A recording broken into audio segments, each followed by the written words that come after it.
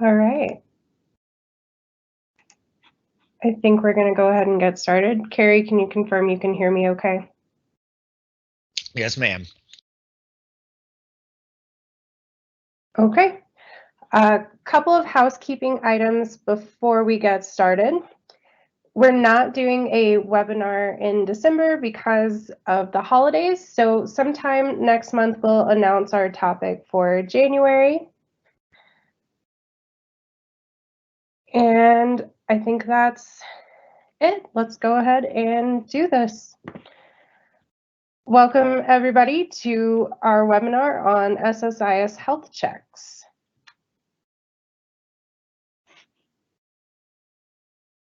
As soon as there we go, get this rolling. For those who aren't familiar with us, Denny Cherry and Associates has 6 wonderful consultants. My name is Megan. I do data engineering, data integration, as well as Power BI and data visualization. And Kerry, I'll let him introduce himself, is also presenting on this webinar. Hi, I'm Kerry Tyler. I do BI stuff and other things that involve SQL Server and Azure. And that's the extent of what I do. Okay, so we also have 4 other consultants that round out our team very nicely for all of your Azure data and SQL Server needs. And with that, let's talk SSIS. This is a rhetorical question, but please really honestly think to yourself, how is your SSIS environment doing? And when was the last time you actually reviewed it? We talk a lot about database health checks. You'll see it a lot for OLTP, transactional databases. But we don't usually talk about data integration health checks. And in this case, we'll focus on SSIS.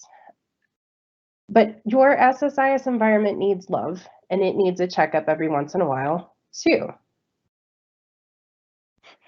So we'll talk about goals of the SSIS health check next.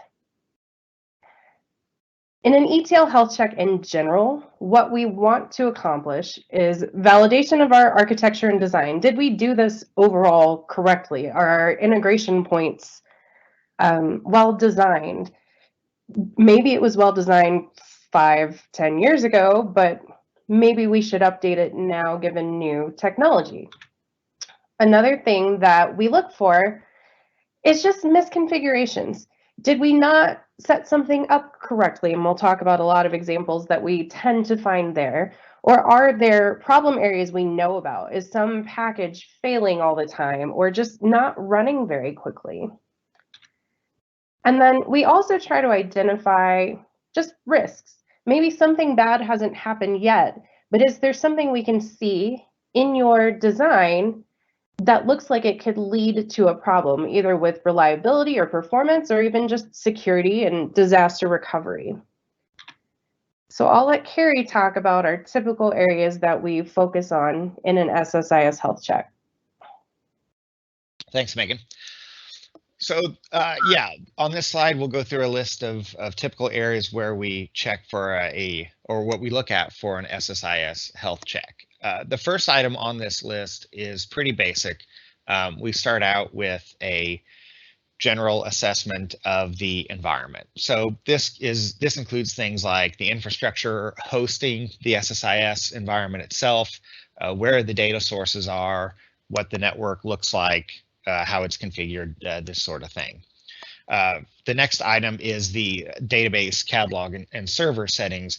These items are things related to the engine, the SQL Server engine that's hosting SSIS itself, whether or both the catalog database and the runtime there.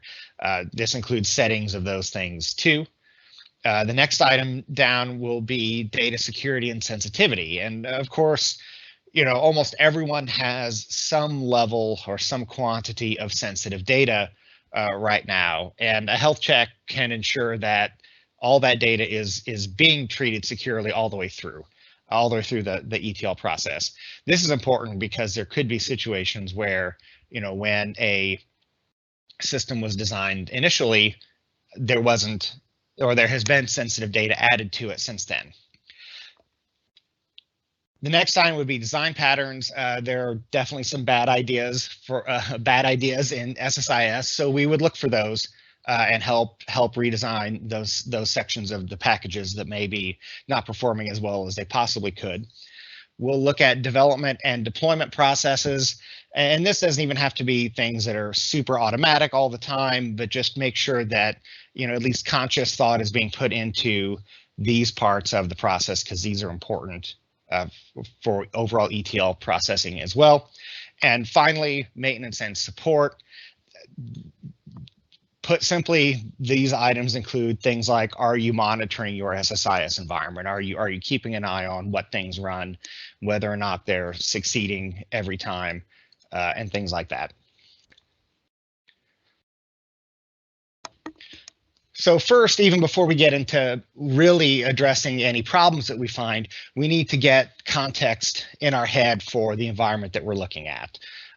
To start out, this is a simple matter of making sure that we understand the current ETL projects and the goals of those systems. This is basically basic business rules, right? What are you looking to do with your what should your ETL process be doing, and is it meeting those? Along the thoughts of, is it meeting the needs that it should have? Do you have SLAs for your ETL environment with your business users? Do you need to have your packages run in a certain amount of time, overnight, or in whatever window you have? And are you meeting those? What's the status of those SLAs? And then finally, any known issues that already exist in the system. Like Megan alluded to earlier, if something was written a long time ago, have known issues cropped up over time where you just know XYZ is a problem child from time to time, and it's something that needs addressed, but you at least know about it. All right, so to go through these individually, we will start out by talking about the review of environment assets. So what are we, this answers the question of what are we working with here? This, of course, you have to start with some kind of baseline of what the environment looks like. And so this starts with the SSIS system itself, the server that it's running on, and the catalog database. And then we branch out into all of the source and destination databases from there. For the SSIS system itself, things we look at here include even simple things like what version of SQL Server are we running? Obviously, what version we have will dictate what features we have and what some decisions, the direction that some decisions will be made. And of course, patching of that environment too. Networking is another thing to consider here as it relates to source and destination, because we need to understand, do we have WAN links involved? Is everything in the same data center? So we have good throughput between systems.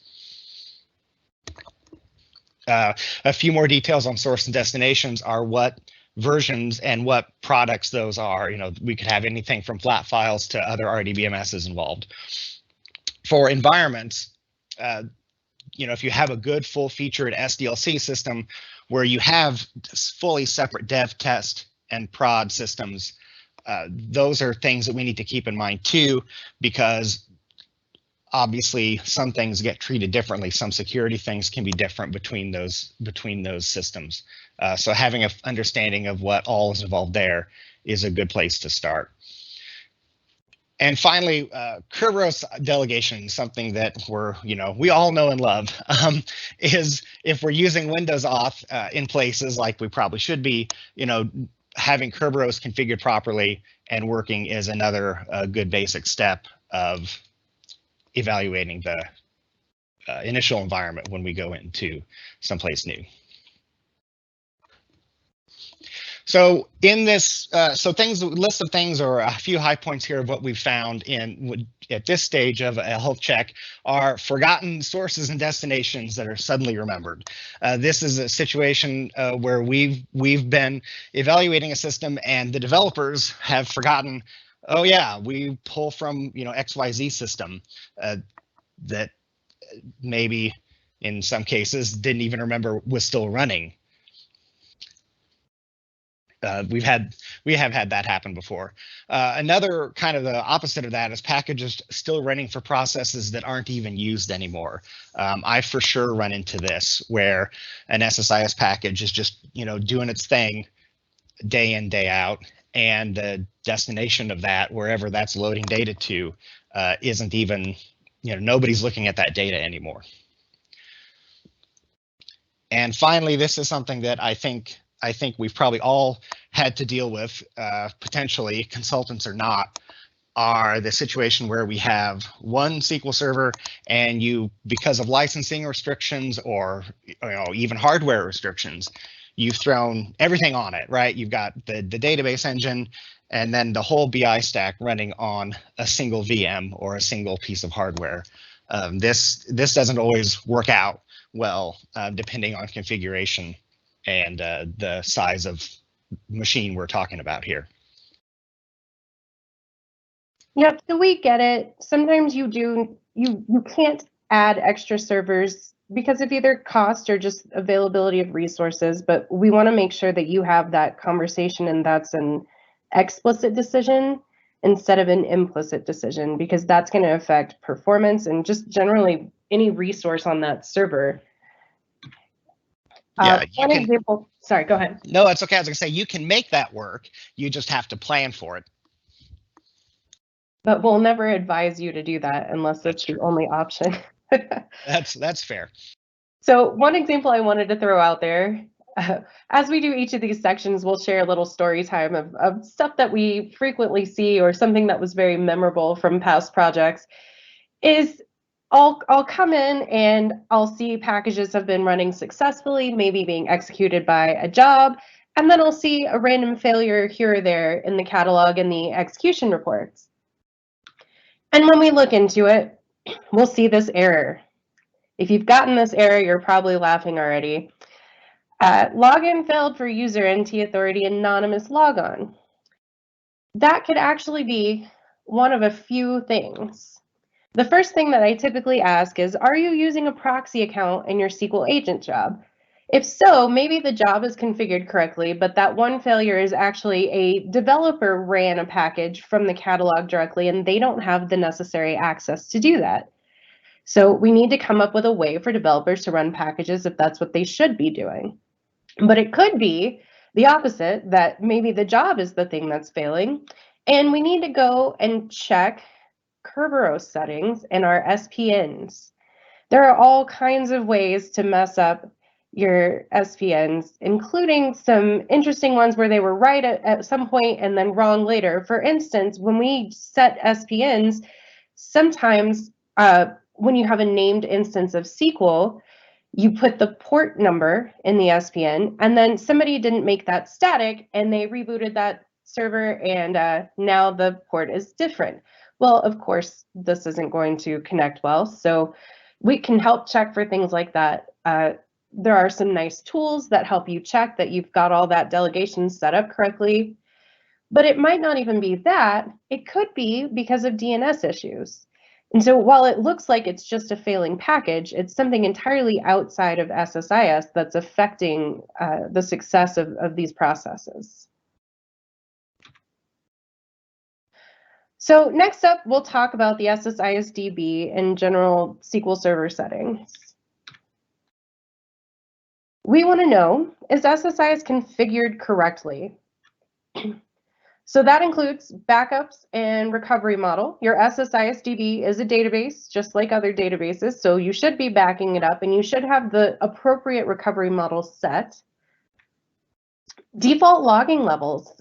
In SSIS, there are a few different pre-configured logging levels, but you can also make your own custom level. And the default is kind of chatty, so we'll look at that in just a second. There's also log retention.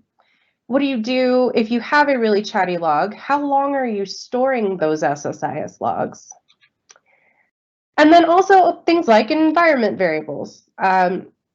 When you deploy your project, are you using environment variables inside of the catalog to make your deployments easier, to have the dev test prod settings or settings for different variables already set there in the catalog, as opposed to trying to hard code and change them in your project?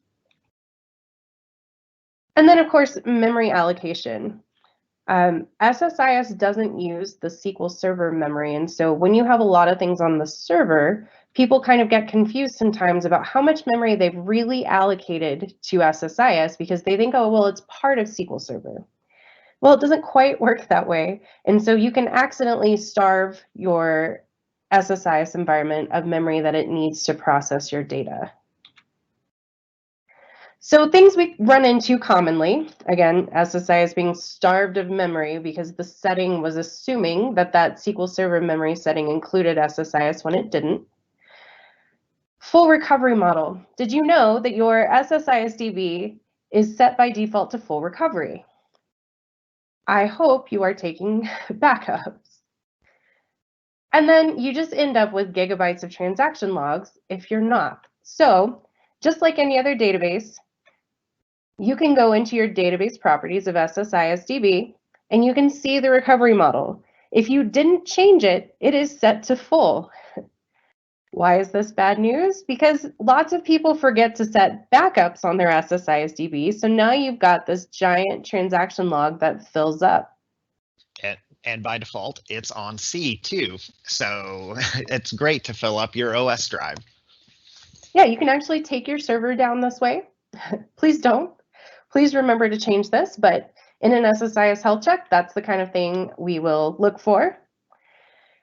And on the SSIS side, when we look at the logs that it's capturing, it can be really, really chatty.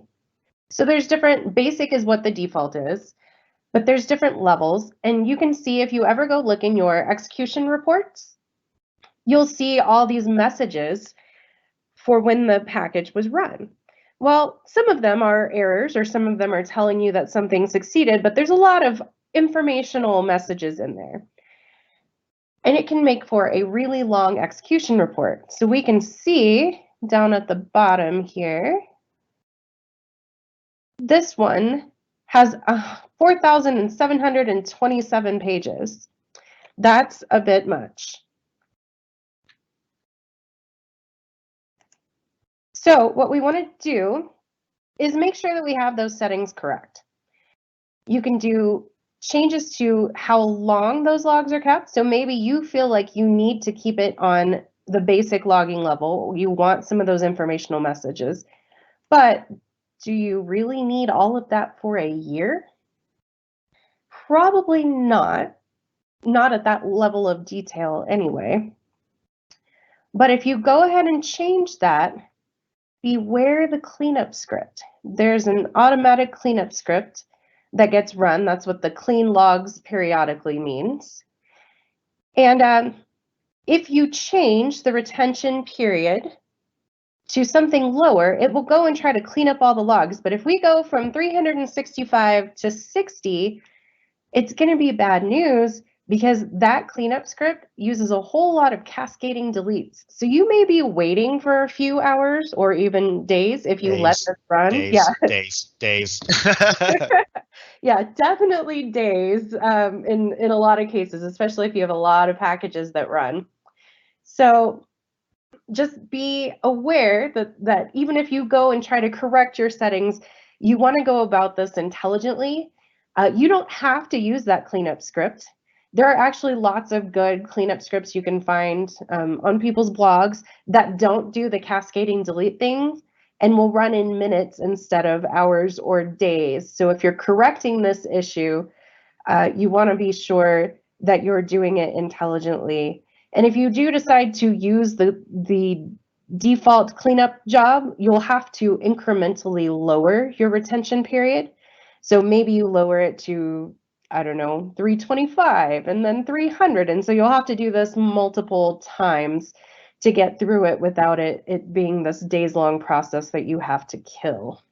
Yeah, almost no matter what, don't go from 365 to 21 in one fell swoop.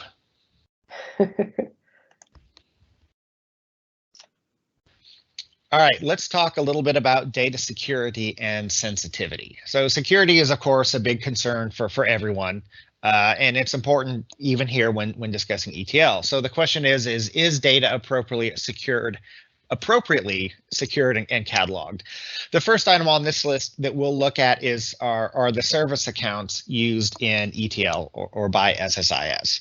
So usually when DBAs stand around and talk about service accounts, we're usually talking about the service accounts that SQL Server itself runs as. That's true for SSIS as well, but usually, we more mean the service accounts used by SSL, the service accounts used by ETL when accessing their source and destination data stores. So that's something to keep in mind of what those look like, or that's something we'll check on to make sure best practices are being followed there.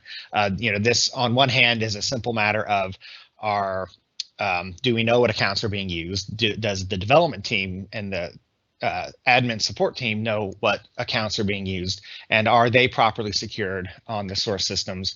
And this can also be things like, are we using Windows auth whenever possible, or are we using usernames and password access when we could possibly be using Windows accounts? Something else we'll look at is to make sure that sensitive data is being cataloged and labeled, and this is sensitive data in the source systems.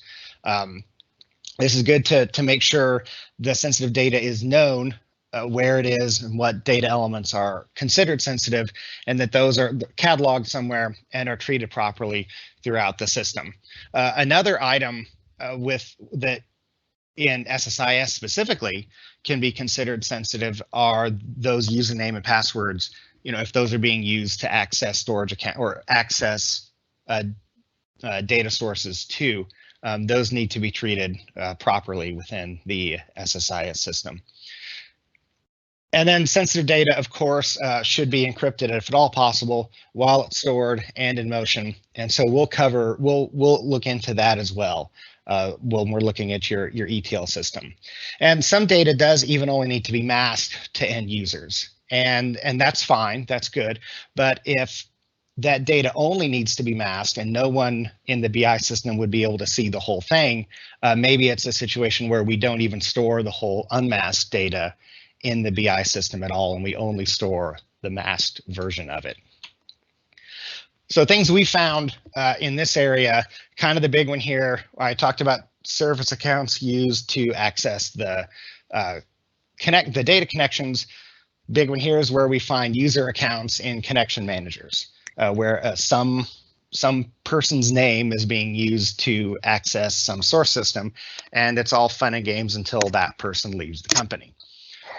Yep, we'd rather help you find this upfront and identify the risk instead of waiting until everything fails and you start getting notifications. Yep, for sure. So another thing thinking about security is where data may be encrypted in a source system, and then it's potentially decrypted for processing again, and then hopefully re-encrypted in the destination system.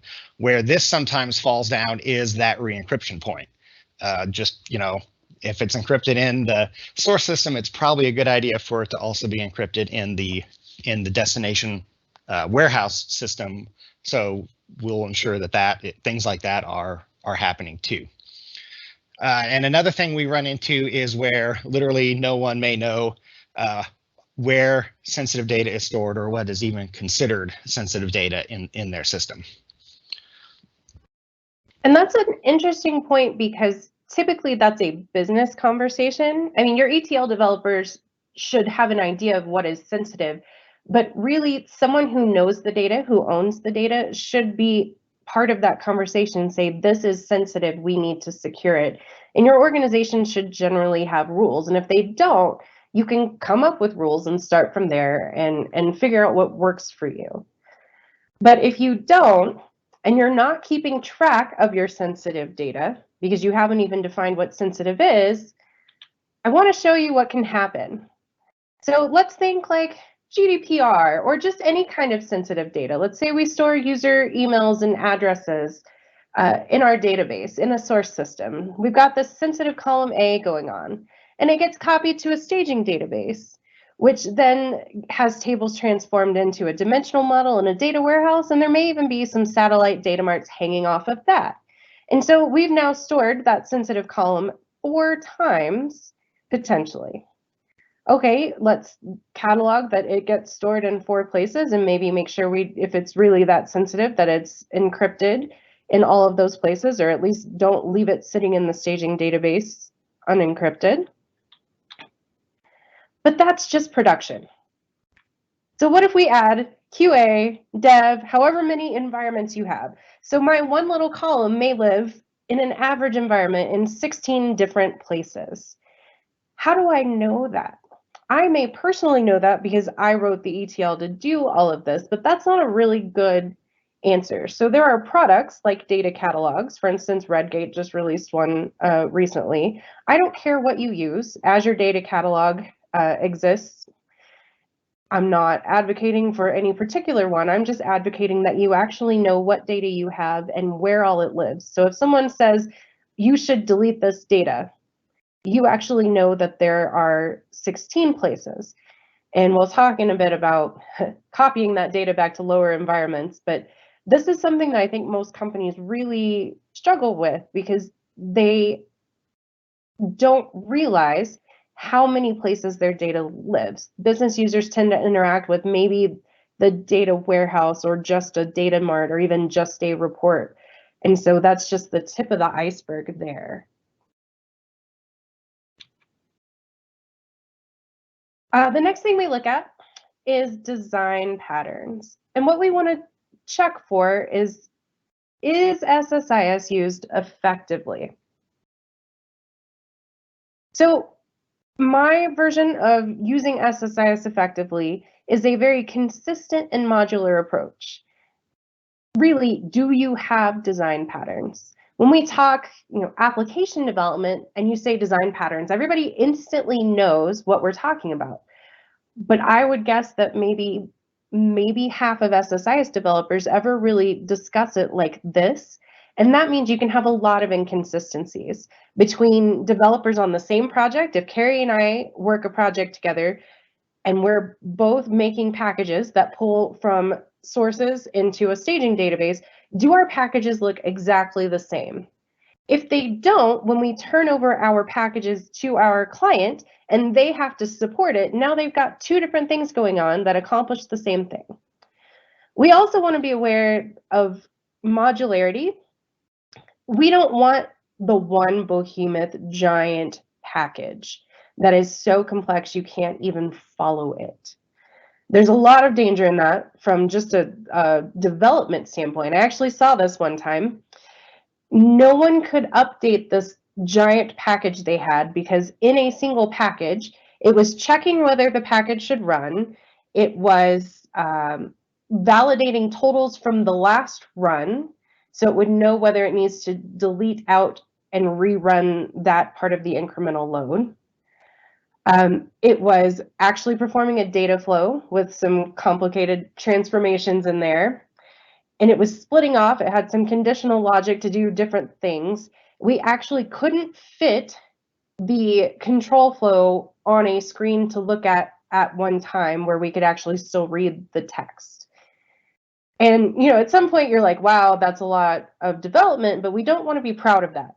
That causes a lot of issues because then no one could change it. No one wanted to touch it because they were worried about the ramifications of changing this one piece. So when we do single purpose packages, we don't have that issue as much.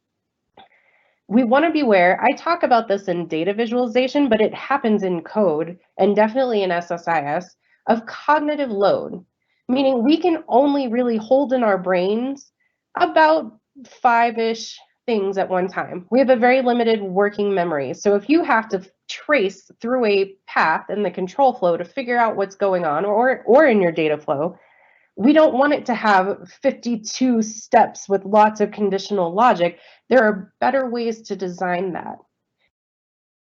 So definitely make sure you have design patterns. Lots of people use BIML to actually codify their design patterns. If you can't get there yet, documentation is fine. We just want to know that you have them, and that when you and another developer make a package that does the same thing, it looks the same. It sets expectations. If you have separate support team or just other people on the team who didn't build, they'll generally know how your package works. It sets expectations with analysts and other users of the data, so they kind of understand what this should look like in the end, because there are required metadata columns that they're used to, that type of thing. Next up are just using the wrong tasks. And when I say wrong, I mean they're not very efficient. So when we find something that is R-bar, or row by agonizing row, we try to eliminate that, because that's not a good way to transform your data using SSIS. And SQL Server in general, we want to be more set-based than R-bar. There's also the concept in SSIS of blocking and semi-blocking tasks. Those could be sorts or aggregations. I generally try to do those somewhere else in SSIS, or outside of SSIS, rather than inside of SSIS. So when I see those, that tells me there's probably a really good opportunity to improve performance. And it really doesn't take that much effort, just replacing those tasks with something better. Another really big thing I check for is restartability. Let's say you have 35 packages running in a job, and the job fails after executing 20 of them. When you restart the job, where does it pick up?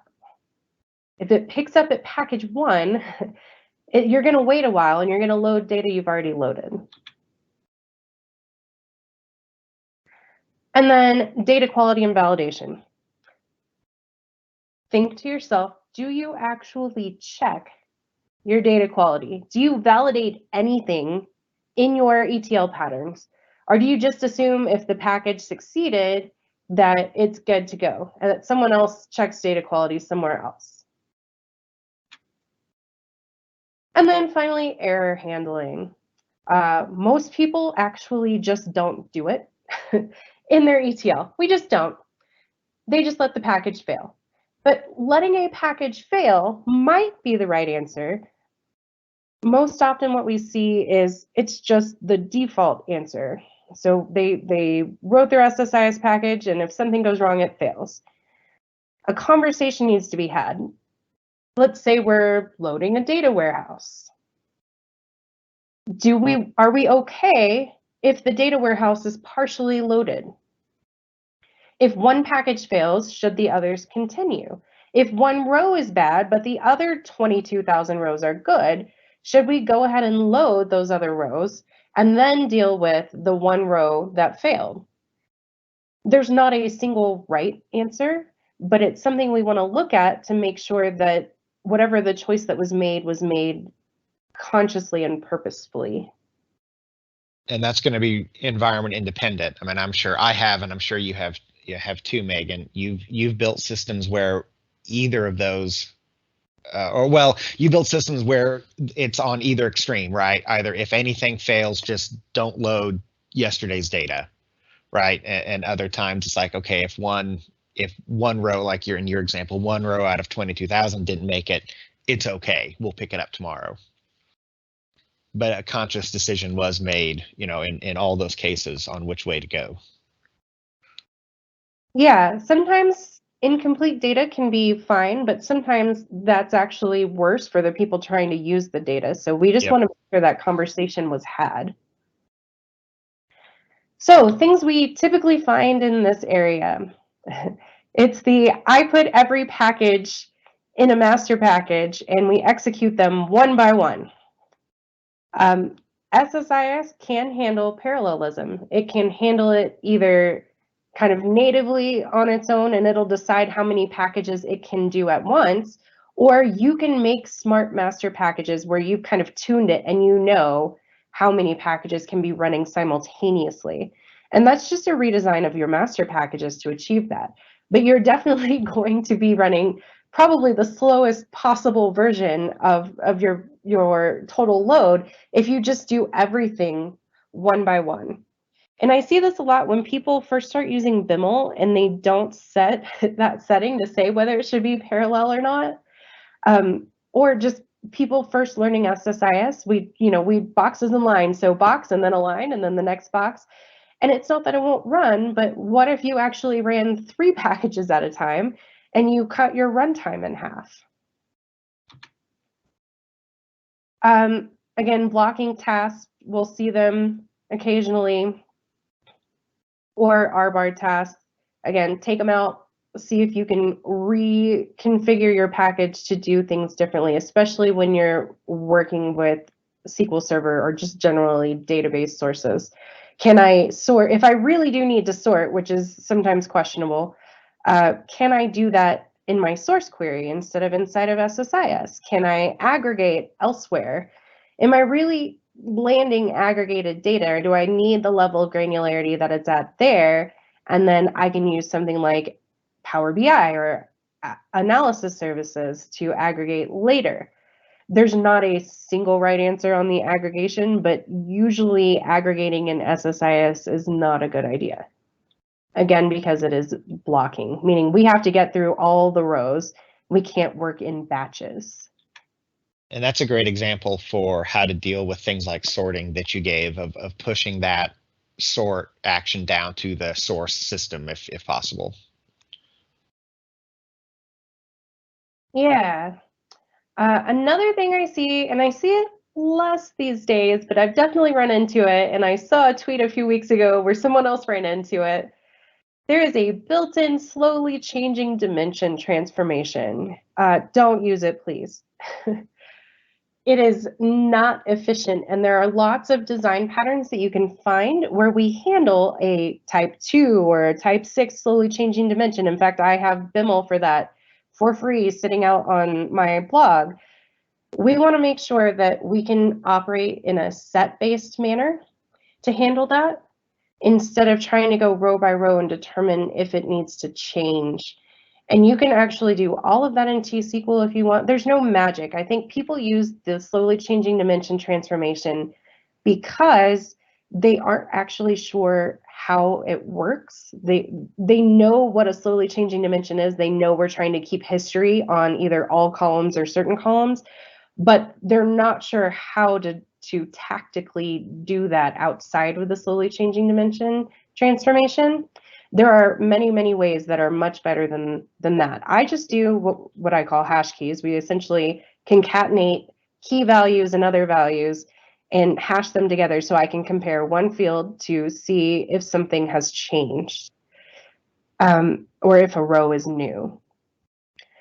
So it is tempting, especially when you're using SSIS inside of Data Factory. You've got your nice little SSIS integration runtime, and you see that your packages are struggling. You're like, oh, I'll just increase the size of this node. And yes, you can. And yes, you can spend all of your money just trying to get through this transformation. Or you can go back and redo your pattern so that you don't have to waste money on inefficient data flows.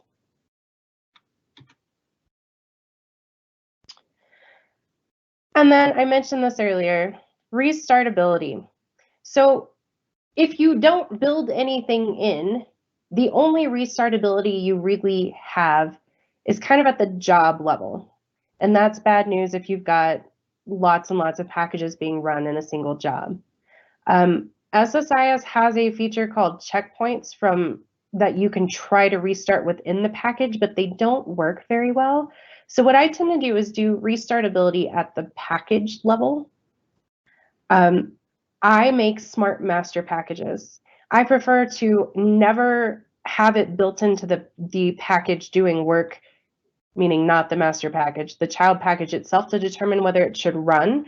I handle all of that in the master package. And so I group my packages for parallelism, and then I write to a table or whatever storage you need to write to, and I say, okay, this package ran and it finished at this time, and I log that from my package.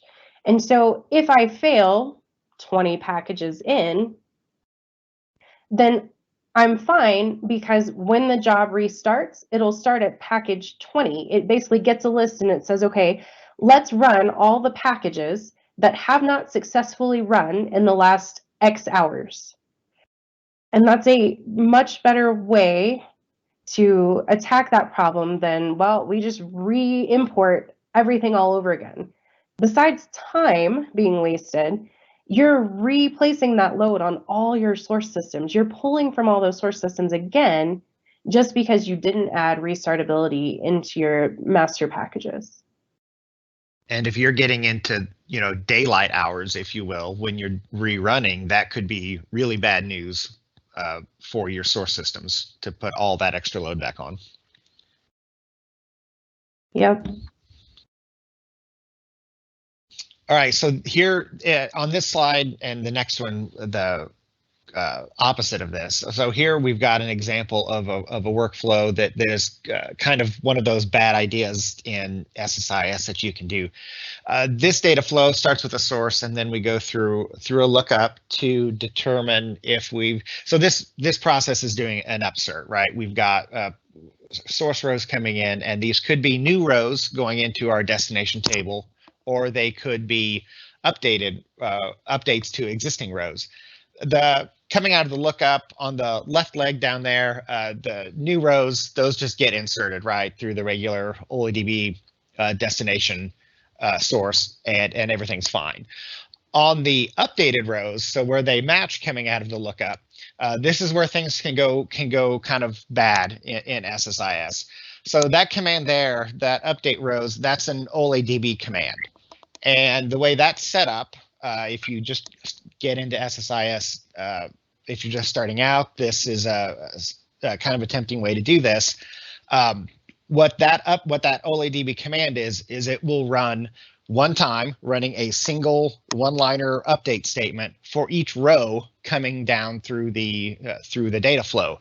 If you've got 8 rows that are getting updated, that may not perform too poorly. But if you've got any kind of size of row count coming down through there, this will run really poorly because it's running row by agonizing row. So we usually want to see you design around this in using this type of a architecture. So the main data flow here on the upper left is the same, except we've replaced that OLEDB command in the lower right with another OLEDB destination that matches the other one, where we stage those rows. So all those rows that have been changed and will get an update will head into a dedicated separate staging table. And then outside of the data flow out back in the control flow, where we are looking now down the lower left of this diagram, you see after our data flow, we roll into this update destination from stage table. And this would be an execute SQL command where we've got say a stored procedure out there that will do a set-based update on our ultimate, say dimension table, where it will take those stage results from the data flow and do the update work in our ultimate destination. This is done set-based and will perform much better overall than the row by row example in the previous slide. Megan, I've got a question in here for you before we move on to development. And the question is, when you say group my packages for parallelism, does that mean you have multiple master packages running subcomponents of the full work? So the question is, when I say I'm grouping my packages, am I doing that via multiple master packages? You could do that. I tend to have a control table. And so I'll do basically a for each loop with an execute package task in there a lot of times, but I'll have multiple for each loops. And when I do this with BIML, I can actually have it read the table to dynamically generate the correct number of lists of containers to execute simultaneously if I would like to control that. That's typically how I do it. So I may still have one master package executing 20 packages, but those 20 packages are divided into, let's just say 4 lists that are executing simultaneously. And I tend to try, if I'm managing this myself, I'll try to write some smart SQL that balances the packages. So if I have one that's really big and takes 20 minutes, but I also have 5 that each take 4 minutes, those 5 can go in a separate list. So it's just a little bit of performance tuning when I want all of that control. You can also just put them in a list, throw those in a container, and have SSIS manage some of that too. But yeah, that's how I do it. Good question. Yeah, it was. All right, so let's talk about development and deployment processes. So this is a topic that's near and dear to my heart. The first session that I ever did publicly was about deploying SSIS stuff, and it was super boring, and I don't do it anymore for obvious reasons. But anyway, so the main question we'll look at here is the team working effectively? And the first item that we'll kind of check on in an environment is the question of whether or not the team is using source control. Source control is I feel like it's a big deal, even if you're only a single person shop. I still do a session now, and the good news here is I do a session now where I talk about source controlling your database schema. And I've been doing this for a few years, and I always ask kind of at the top of this session, who's already version controlling their database in some way, shape, or form. And over the years, and especially really lately, the percentage of people in the room who raise their hand saying that they already are using source control has been going up, and that's really great news. And that's, the same thing applies here for SSIS is using version control gives you a great kind of backstop in case things go wrong. You have a good history of changes that have been made and when those changes got made. And it's really great to go back and find when, if something kind of quietly broke but nobody noticed, or data started getting loaded incorrectly. This is a great way to go back and either see what happened or be able to identify when that change occurred. And sometimes that's really a big deal. So source control usage is something that we're definitely going to be a proponent of and look for. Not just are you using source control, but are you using it in a way that works for you? So do you commit small chunks, not everything at once? Even when I develop by myself, I still don't develop only in my master branch. I have branches for dev that I'm working in that I then integrate. So it's great if you have it, but it's even better if you use it in a way that really works for your development process. Yeah, and SSIS version control does for sure get hairy if you have multiple people working on the same components and you're trying to merge those together. But it's still worth it in the end for sure. All right, kind of related to that is our development standards, and this kind of goes back to something Megan spoke about earlier in regards to having consistent package development. If you have good dev standards published and everyone is disciplined and follows those, it's going to be a lot easier to get to those standard looking packages that come out. And this is one of those things, kind of like version control, that there's a lot of discipline involved here. And that's, kind of something we can check for. It's not for us coming in and doing a health check. It's not easy for us to enforce that, of course, as the same way as it would be for us to say, oh yeah, you need to, put your catalog DB in simple recovery mode. But it's at least something that we can look for and kind of suggest while we're in. And this is another place where BIML really helps. Yeah, so I sure. like that it's automated and that I can generate packages quickly and make changes, but I can also enforce naming standards there via the BIML. using variables to pass in the correct package, table name, whatever, so that everything is very, very consistent. Another item are SLAs and performance requirements, getting those documented. We mentioned SLAs earlier too, and the question of, your shop may or may not have them, but if you do have them, if you do have agreements between the ETL dev team and the business, are those written down? Does everyone understand what those requirements are, and are we meeting them? That's important to have, make sure everyone's on the same page for. Testing, of course, is a big item. Are you testing your packages? And this needs to be beyond just a generic smoke test, right? This can include things like testing at something resembling production data loads, and this can even play back into the SLA line above. If you make a change, especially a big change to an ETL process, or a request comes in and you add, say a whole new source table that you're loading now, you kind of want to know ahead of time whether or not you're still going to be able to meet your SLA, even if, especially if you're kind of close to the edge already, right? So testing that from a performance standpoint is a big deal to make sure you're doing. Deployment processes, I could talk for a long time about this, but I can't. Just having a good standardized process for how you deploy things is going to be something that we kind of look for, and have good deployment practices too. We touch a little bit more on that on the next slide. There's good ways to deploy things, and there's not as good ways to handle deployments.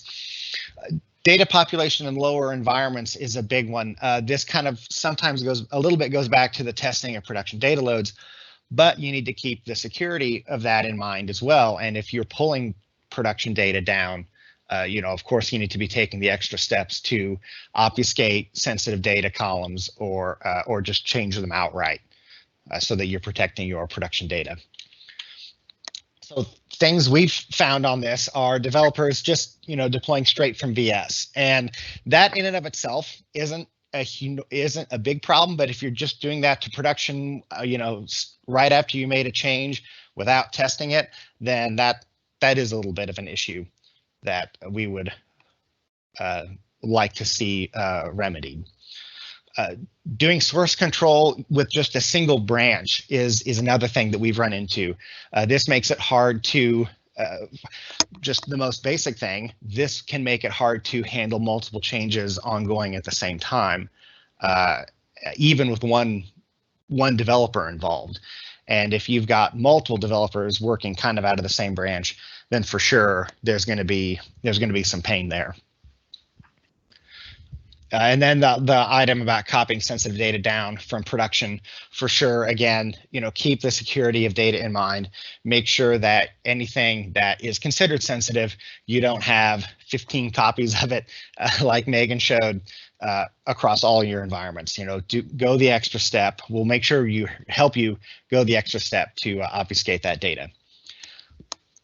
So just this does not mean you've tested your package. Yes, fine, you've run it in the debugger and you got all green checkboxes, but there's any number of ways that things could still be problematic here. I mentioned the performance angle of this earlier.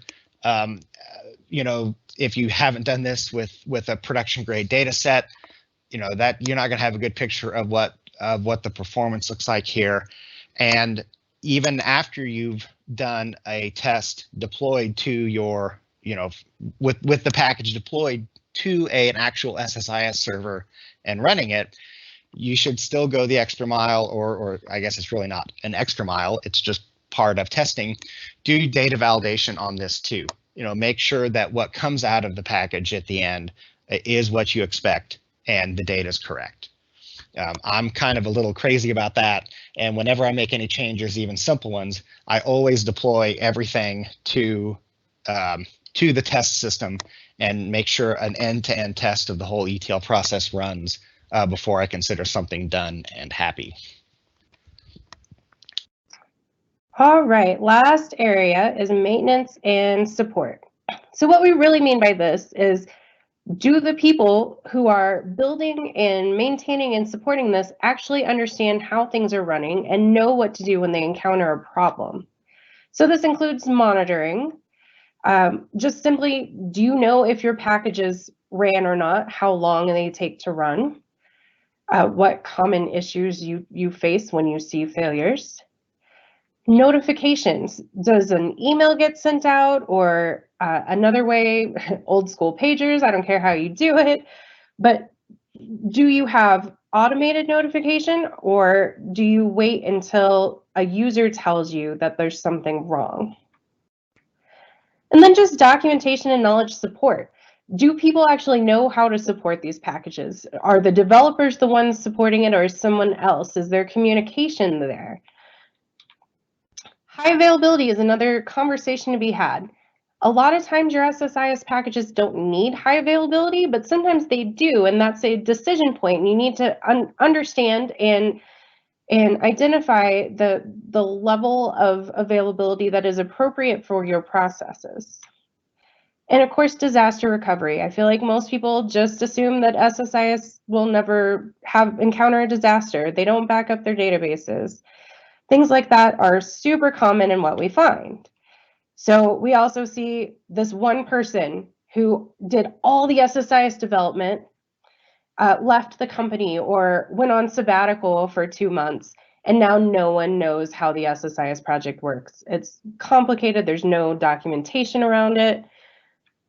Another thing is just backing up SSIS-DB, either because it was left in full recovery and so you find out when your drive fills up, or because of you actually want to be prepared for disaster recovery. If I asked you, what is your longest running package, or which package is the flakiest, which one gives you problems, I want to know that you either know the answer off the top of your head or you know where to find it. And then finally, just the fact that there are lots of organizations that don't know when something is wrong with their ETL. So that takes us to notifications. And there are two big extremes. There's the I never get a notification about anything from SSIS, so I never know if something fails. But there's also organizations we see where they get notified on everything, every little successful completion. And so all of those get routed into some folder in Outlook, never to be looked at. The sweet spot is somewhere in between, and it varies by organization, size of environment, but usually it's not one end or the other. So we're coming up on the end of the hour, and we want to check and see if anybody has any final questions.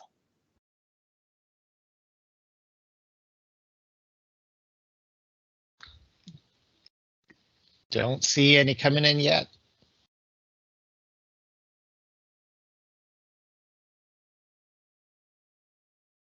Okay, well, if anyone has questions later, they can always email us at info@dcac.com. Thank you so much for watching our webinar, and if you need an SSIS health check, we'd be happy to help you with that. Thanks for listening in, everybody.